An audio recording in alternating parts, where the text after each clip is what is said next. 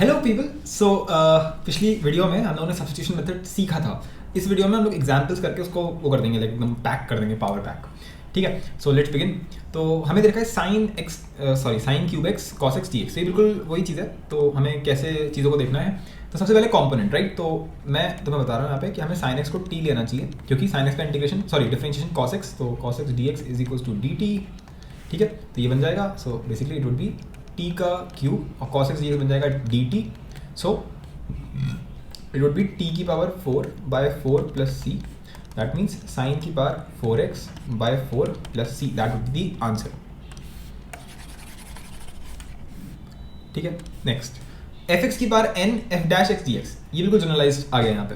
तो फिर से साफ साफ दिख रहा है कि fx को t लेंगे अगर, तो f dash x dx is equals to dt, राइट। सो समझ में आ ही गया होगा ये क्या बन गया। ये जो चीज़ है ये एक्चुअल में क्या बन गई, ये बन गई t की पावर n dt, है ना। ये वाली चीज़ dt बन गया, ये t की पावर n बन गया। So answer would be t की power n plus 1 by n plus 1 plus c, राइट। So that is fx whole की power n plus 1 divided by n plus 1 plus c, राइट। ठीक है, अच्छा ये समझ में आ रहा है कि कितनी चीज़ों को तो इग्नोर मारा जा सकता है। जैसे तुम्हें समझ में आ गया, लेकिन मैं तो इसको देखते बोल दूँ, मेरे लिए देखते दिख जाएगा। हाँ, ये देखो t की पावर n बन रहा होगा, ये dt बन गया, तो t की पावर n यानी कि ये क्या बन जाएगा, t की पावर n plus 1 यानी कि fx की power n plus 1 divide by n plus 1 plus c। मतलब देखते ही कर दोगे, ठीक है। अगर इतनी स्पीड ला सकते हो तो मज़ा ही आ जाएगा, ठीक है। जैसे अगर नीचे वाला क्वेश्चन तुम देखते बता दो तो मज़ा आ जाएगा। थोड़ा एक बार मेंटली करने की कोशिश करते हैं, उसके बाद में जिनको समझ में नहीं आएगा उनको मैं वैसे भी कर दूंगा। तो ये क्या लिखा है, log cube x by x d x. तो एक्चुअल में ये log x का डिफरेंशिएशन 1/x होता है, तो ये तो ऐसे लिखा हुआ है log x का होल क्यूब और फिर 1/x dx, जो कि एक्चुअल में जब मैं log x को t मानूंगा तो t क्यूब dt, यानी कि t की पावर 4/4। t क्या है, log, तो बन जाएगा log की power 4x by 4 plus c। ठीक है, समझा दूं एक बार। देखो तुमने बेसिकली log x को t मान लिया, ठीक है ना। तो ये बन गया 1/x dx is equals to dt। So integration में क्या दे रखा है, log x का क्यूब यानी कि t का क्यूब और 1/x dx ये बन गया dt। सो आंसर कितना आ गया, t की पावर 4 by 4 plus c, और बस t की जगह पे क्या डाल दो, ये तो आंसर आ जाएगा।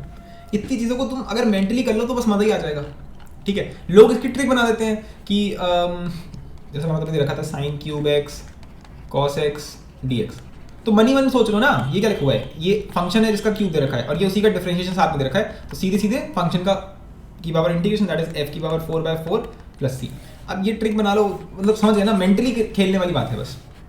अब ये देखने में बड़ा खतरनाक लग रहा है, इसको समझ नहीं आ रहा किसको लेंगे, ठीक है, कि एग्जैक्टली मैं किस चीज़ को टी लूँ। तो अभी तुम मेरी सुनो और तुम इसको टी ले लो, इस पूरी चीज़ को जो खतरनाक लग रहा है ना देखने में, इसको टी ले लो। तुम कहोगे मुझे कैसे स्ट्राइक करेगा, मैंने बोला 1 मिनट, प्रॉब्लम सॉल्विंग कोर्स नहीं चल रहा है ये, ठीक है ना। ये कोर्स वो नहीं है जिसमें तुम्हें समझना है कि मैं कैसे करूँगा, यहाँ तुम्हें बस सीखना है कि टेक्निक क्या चीज़ है, ठीक है, कि अप्लाई कैसे करते हैं, कैसे तुम करोगे वो सब चीज़ें प्रॉब्लम सॉल्विंग में होंगी, ठीक है ना। तो अभी इसको मैंने टी बोल दिया, तो जब मैंने इसको टी बोला तो मुझे इसको डिफरेंशिएट करना है, तो पहले इसका डिफरेंशिएशन ही अपने आप में पूरी चीज़ ही है। log 10x/2 का डिफरेंशिएशन क्या होगा, पहले तो 1/10x/2, भाई log fx का डिफरेंशिएशन क्या होता है 1/fx, और फिर जो अंदर वाला है इसका differentiation that would be sec²x/2, भाई tan का डिफरेंशिएशन sec²x/2 और फिर x/2 का डिफरेंशिएशन दैट इज 1/2, ठीक है। ये चीज़ क्या लिखी हुई है, ये लिखा हुआ है जो भी यहाँ लिखा हुआ था उसका differentiation dx is equals to dt, ठीक है। अब इस चीज़ को ध्यान से देखो, ये sec² है और ये tan x है। sec² क्या होता है 1/cos², ठीक है, एक मिनट हटा दो, ठीक है। तो ये एक्चुअल में क्या लिखा हुआ है, this is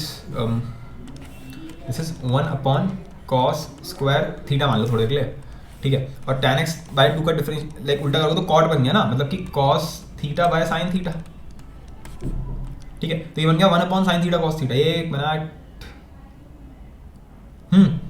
1/sin theta cos theta. अब ये क्या बन गया, ये बन गया 1/2 sin theta cos theta, that is equals to 1/sin 2 theta. अब थीटा एक्चुअल में x/2 था, तो ये बन गया 1/sin x, ठीक है। ये अच्छा क्वेश्चन बन गया, ऑब्वियसली तुम्हारे लिए काफ़ी अच्छा हो गया तुम्हारे लेवल के हिसाब से।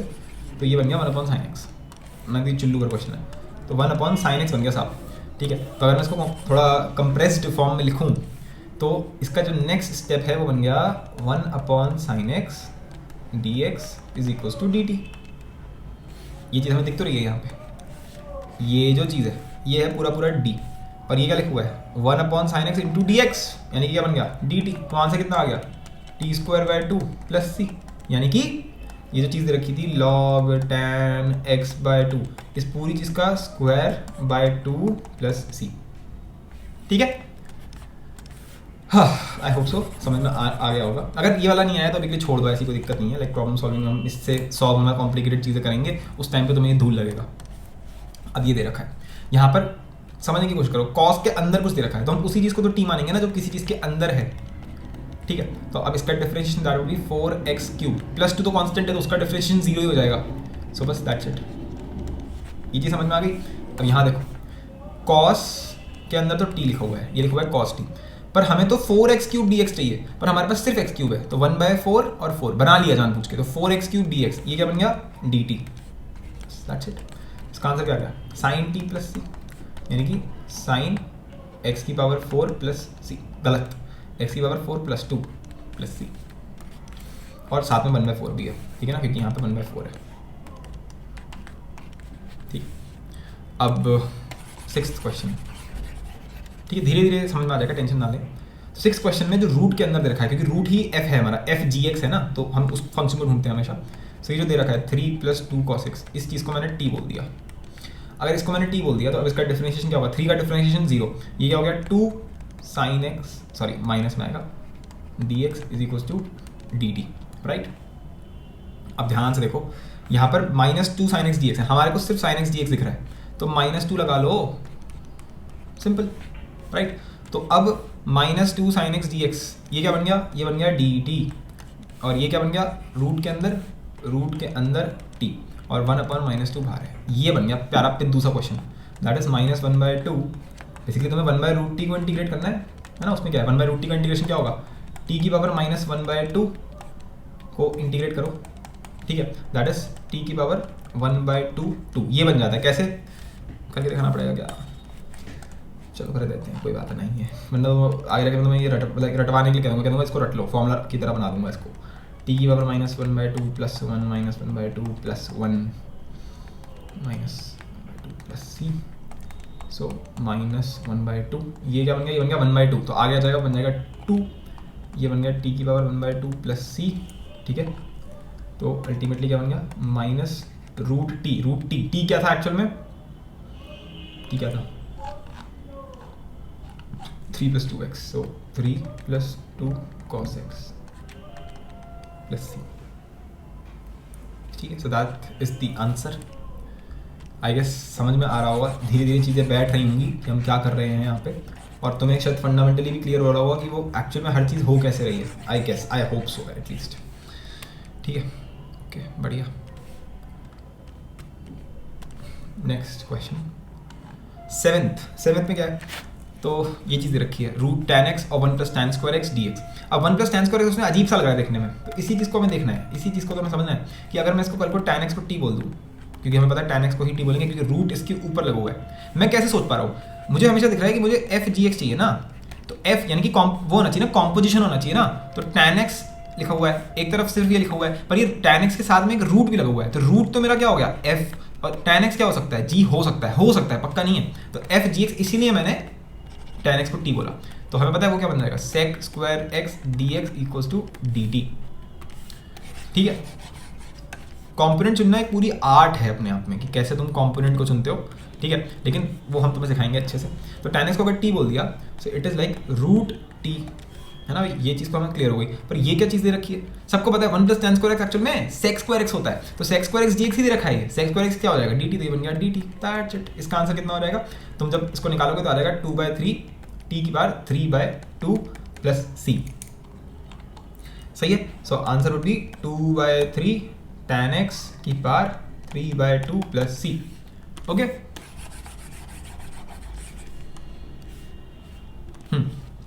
8th क्वेश्चन है sec की पावर 4x √tan x। ठीक है, तो हमें फिर से पता है कि tan x को t ले लेंगे। ठीक है, तो sec² x dx = dt हो जाएगा, राइट। सो ये क्या बन गया √t। अब देखो sec² x dx की जरूरत है, मेरे पास sec की पावर 4 है, तो एक sec² x को तो मैंने एज इट इज रहने दिया, क्या बच गया sec² x dx, वो क्या बन जाएगा dt। अब जो sec² x बच गया उसको मुझे t के टर्म्स में करना पड़ेगा, वरना क्वेश्चन सॉल्व नहीं होने वाला, राइट। तो ये बन जाएगा 1 + tan² x यानी कि 1 + t², राइट। ये चीज़ क्या बन गई, ये बन गई 1/√t यानी कि t⁻⁻1/2, और ये बन गया t⁻ 3/2 एंड इसको हमें इंटीग्रेट करना है, ठीक है। सो दिस इज लाइक मैं करा चुका हूँ प्रीवियस वीडियो में, तो इसका आंसर आ जाएगा ये।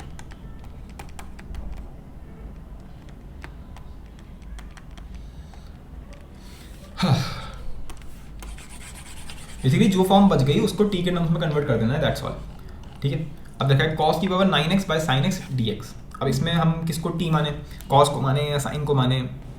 ऑब्वियसली cos को अगर मानोगे तो नीचे वाला sin है, डिनोमिनेटर में थोड़ा ना कोई फायदा होगा, dx के साथ वाला चाहिए, इसीलिए मैंने cos x को t बोला। मैंने बोला कि cos x को t बोल देते हैं। अब cos x का डिफरेंशिएशन क्या हो जाएगा, minus sin x dx is equal to dt, है ना। अगर तुमने ये सोच के किया तो अब क्या होगा, मुझे dx के साथ में sin x चाहिए, पर मेरे पास dx के साथ में थोड़ा sin x है, dx के डिफरेंशिएशन में sin x है, तो ये अप्रोच वर्क नहीं करी, ठीक है। तो ठीक है, हम समझ गए। फिर हमने बोला sin x को t बोलते हैं, हटाओ। अगर मैंने sin x को t बोला तो cos x dx is equal to dt। क्या मेरे पास dx के साइड में cos x है? हाँ है, हाँ है। ये क्या बन गया, cos की power 8x cos x dx divided by sin x, ये तो बन गया। और cos की पावर 8 को मैं sin में कन्वर्ट कर लूंगा। cos की पावर 8 क्या होगा, 1 अप, देखो मैं भी बताता हूँ कैसे। cos स्क्वायर x जो होता है वो होता है 1 माइनस साइन स्क्वायर x, ठीक है, यानी कि 1 माइनस टी स्क्वायर। तो cos की पावर 8x क्या हो जाएगा, इसकी पावर 4, है ना, तो 1 माइनस टी स्क्वायर की power 4। So that is how we do it. ठीक है, ये क्वेश्चंस इस टाइप की चीज़ें होंगी इंटीग्रेशन के अंदर। अभी तो तुम बस सीखो, अभी तुम ये मत बोलो मैं कैसे करूँगा, वो तुम सोच लोगे, ठीक है, पूरा सिखाया जाएगा। दैट्स नॉट योर प्रॉब्लम, ठीक है, दैट्स माई प्रॉब्लम। वो मैं देखूंगा कि मुझे तुम्हें कैसे सिखाना है, और वो मैंने कर लिया प्रॉब्लम सॉल्व। तो sin x की जगह तो t आ गया, ठीक है, cos x dx की जगह पे dt आ गया, और cos की पावर 8x की जगह पे आ गया 1 माइनस t की पावर t का स्क्वायर होल की पावर 4। अब हम इसको खोलेंगे। इट इज़ लाइक अगर तुम्हें a प्लस बी होल की पावर 4 दे रखा हो, तो पहले आएगा a की पावर 4 यानी कि 1 की पावर 4, ठीक है। फिर अगर तुम इसको बाइनोमियल से एक्सपैंड कर सको तो बहुत जल्दी हो जाएगा। इसका आंसर आएगा ऐसे 1 की पावर, मैं पूरा समझा नहीं रहा हूँ तुम्हें, ठीक है। अब ये मान लो कि ऐसा ही आएगा, a प्लस बी की पावर 4 करोगे, बाइनोमियल से कर लेना, तो इसको एक्सपैंड करोगे तो ये आएगा 1 minus 4t square plus 6t की पावर 4 माइनस 4t की पावर 6 प्लस t की पावर 8 डिवाइडेड बाय t, ठीक है, दैट्स इट। अब ये क्या बन गया, ये बन गया 1/t माइनस, अरे 1/t का इंटीग्रेशन अलग कर लिया, फिर 4 और t square by T square यानी कि 1, तो सिंपल 1 का इंटीग्रेशन, फिर प्लस में, शायद कई लोगों को समझ में नहीं आ रहा होगा मैं क्या कर रहा हूँ, ठीक है, तो मैं उनके लिए समझा दे रहा हूँ। ये बन गया 1/t minus 4t plus 6t cube minus 4t की पावर 5 प्लस t की पावर 7, इस चीज़ को इंटीग्रेट करना है। सो इंटीग्रेशन ऑफ 1/t, है ना। अब मैं इसको अलग कर ले रहा हूँ, लाइक अब तो समझ में आ गया ना, तो ऐसे यहीं पे कर लेते हैं, ठीक है। अब थोड़ा दिमाग लगाओ, 1/t का इंटीग्रेशन क्या होगा, lawn t, lawn modulus t, तो लॉन मॉडुलस, अब t किसको बोला, साइन को, तो डायरेक्ट लिखते चलो, ठीक है, माइनस 4, t का इंटीग्रेशन t स्क्वायर बाय 2 यानी कि sine square x by 2 plus 6, t cube का इंटीग्रेशन t की पावर 4, तो साइन की power 4x by 4 minus 4 sine की power 6x by 6 plus sine की power 8x by 8 plus c, that is the answer, ठीक है। तो इस टाइप के कॉम्प्लिकेटेड क्वेश्चंस भी आएंगे, और ये तो कॉम्प्लिकेटेड है भी नहीं, ठीक है, इससे भी बहुत भयंकर क्वेश्चंस बनेंगे। अब ये तो कुछ भी नहीं है, ये तो ट्रेलर भी नहीं है, ऐसा समझ लो तुम, ठीक है। ये तो बहुत कुछ है इंटीग्रेशन में, तो मतलब मज़ा ही आ जाता है, किसी को मज़ा आता है, किसी की जान निकलती है, ठीक है, पर तुम टेंशन मत लो, तुम्हें मज़े ही आएंगे, ठीक है, वो हमें पता है ना कैसे कराने वाले हैं। अभी के लिए तो तुम बस मेथड को समझो, ठीक है। अब ऐसे ये है, ये मुझे दिख रहा है, अब इसमें मैं क्या देखूँ, इसमें मैं ये देख पा रहा हूँ कि अगर मैं इसको t मानूँ थोड़ी देर के लिए, तो मैं कैसे स्ट्राइक करेगा उस चक्कर में मत पड़ो, अभी तुम बस देखो, इसको मैंने t बोल दिया। अब नेक्स्ट स्टेप क्या है, डिफरेंशिएशन। इसका डिफरेंशिएशन क्या हो गया, 2x प्लस 5, ठीक है, और साथ में अपना वो ट्रिक भी कर दी। अब 2x प्लस 5 dx, क्या तुम्हें ये दिख रहा है, हाँ जी ये दिख रहा है, ये रहा 2x प्लस 5 dx, तो बस क्वेश्चन सॉल्व हो गया। ये dt है और नीचे लिखो t, तो ये क्या बन गया, ये बन गया log modulus t plus c, राइट। सो लॉन मॉडुलस t यानी कि x square plus 5x minus 7 plus c, इसी का जनरल फॉर्म बना दिया जाता है, क्योंकि ये ऐसे दे रखा है f dash x upon fx। भाई ये अगर f है तो ऊपर f डैश दे रखा है, तो इसको डायरेक्टली एज अ ट्रिक याद कर लिया जाता है कि अगर कभी भी f डैश अपॉन f दिख जाए तो इसका आंसर आएगा लॉग के अंदर मॉडुलस f प्लस c। ये तो डायरेक्टली याद कर लो, इतनी सिंपल सी बात है, याद करने वाली क्या बात है यार, डायरेक्टली लॉजिकल चीज़ है, राइट। सो बस कैसे, अगर इसका प्रूफ देखना चाहो तो कॉमन सेंस है, fx को t बोल दिया, ठीक है, तो f dash x dx is equal to dt होगा। सो ये ऊपर बन गया dt, ये बन गया t, तो बस आंसर कितना आ गया, लॉग मॉडुलस टी यानी कि एफ एक्स प्लस सी। ठीक है। अच्छा, इसको अगर मैं उस जी एक्स वाली फॉर्म में करूँ जो हमारा जो जनरल फॉर्म होता है एफ जी एक्स जी डैश एक्स डी एक्स, ठीक है, तो इसमें जो जी एक्स है वो एफ एक्स है, ये जो स्मॉल एफ है अगर इसकी जगह पे हम कुछ और लिख देना, थोड़े हम एच जी एक्स जी डैश एक्स लिखते हैं तो इसका आंसर क्या आएगा, ये। ठीक है, मैंने एच जानबूझ के लिखा है। तो यहाँ पर एच क्या है, यहाँ पर एच है ये 1/x, यानी कि 1/f का रखा है ना तुमने 1/f किया है, फिर f डैश x दे रखा है, ठीक है, 1/f f dash x dx, ये चीज़ है यहाँ पे। ठीक है, तो f डैश x तो g डैश इसका एनालॉग है, और 1/f में g x की जगह पे तो fx लिखा हुआ है, 1/x है ना, 1 में कुछ है, तो 1 में जो कुछ है वो h है।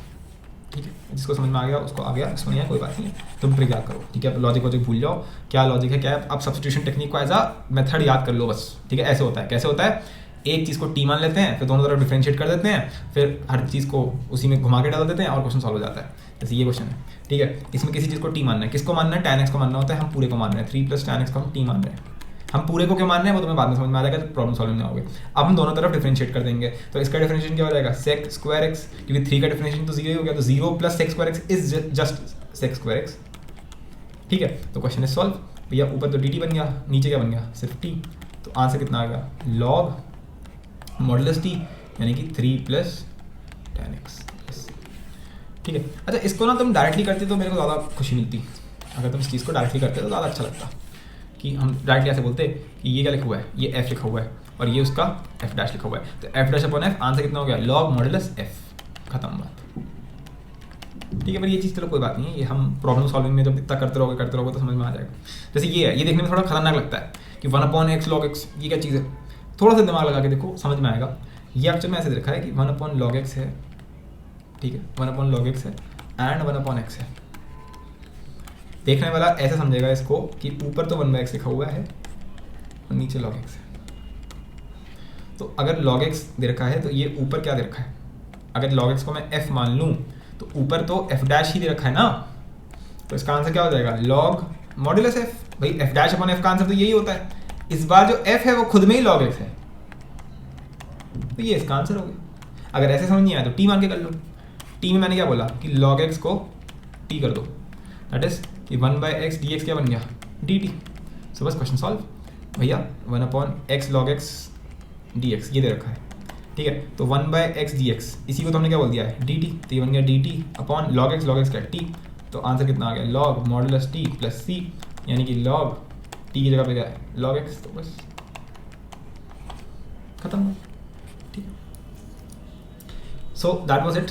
तो ये मैंने 13 एग्जाम्पल्स तुम्हें करा दिए हैं, इन 13 एग्जाम्पल्स से तुम्हें काफ़ी हद तक शायद ये क्लियर हो गया होगा कि सब्स्टिट्यूशन मेथड एक्चुअली अप्लाई कैसे करना होता है। एक कॉम्पोनेंट है उसको टी मानना होता है, फिर दोनों तरफ डिफरेंशिएट करना होता है, फिर जो एक्चुअली इंटीग्रल है उसमें जो तुमने जो dx वाला जो टर्म आया उसकी जगह पे पूरी को dt लिख दो, उस पूरी चीज़ को dt कर दो, और जो बच गया पूरा उसको t के टर्म्स में कर दो और फिर इंटीग्रेट कर दो। That's it, that's all that is happening.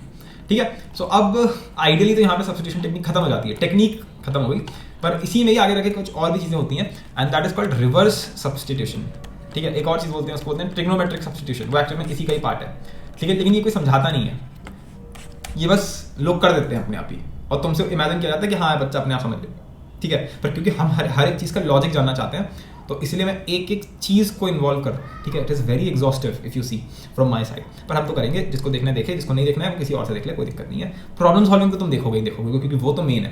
ठीक है, ये सब तो एकदम फंडामेंटल हम चीज़ों में जा रहे हैं। ओके, सो मिलते हैं अगली वाली में, उसमें ये आखिरी होगा सब्स्टिट्यूशन टेक्निक का लेक्चर, रिवर्स सब्स्टिट्यूशन। उसके बाद सब्स्टिट्यूशन खत्म, एक तरीके से इंडेफिनिट भी खत्म, यस, उसके बाद से रिवीजन होगा और फिर हम वापस एरिया प्रॉब्लम पे आएंगे, उसके लिए तो मैं पागल हुए जा रहा हूँ। ओके, देन मिलते हैं अगले वाले में।